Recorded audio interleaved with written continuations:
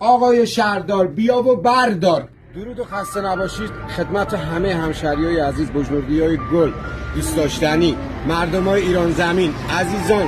شبای چله تو این شبای سرد کنار بخاری نشستین و گرم شادی خوشی.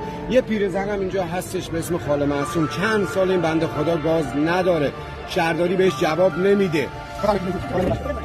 بچه‌های بسیج اومدن براش یه دونه دستشویی ساختن، براش کمک میاد، ولی خب تو این سرما دیگه سرما رو که نمیشه جلوشو گرفت که. ببینید نه نفتی میدن بهش، نه پولی داره بره نفت بخره، بعد برای نفت خریدن همیشه دردسر داره. 2 هفته مریض شدم و تازه بلند شدم. جناب شهردار قربونت برم، اگه ایشون عقب نشینی داره حیاتش، به اندازه همون عقب نشینیش گازشو تو عقب نشینی بدین بهش. وظیفتون نفت، حداقل نفت این خانم شما تامین بکنید. نفتش دیشب سرما یخ زده اومده دم در، دقیقاً پشت کافه جعجع کافه من، دقیقاً پشت کافه منه. چند سال این بنده خدا داره سرما رو تحمل میکنه، چند سال.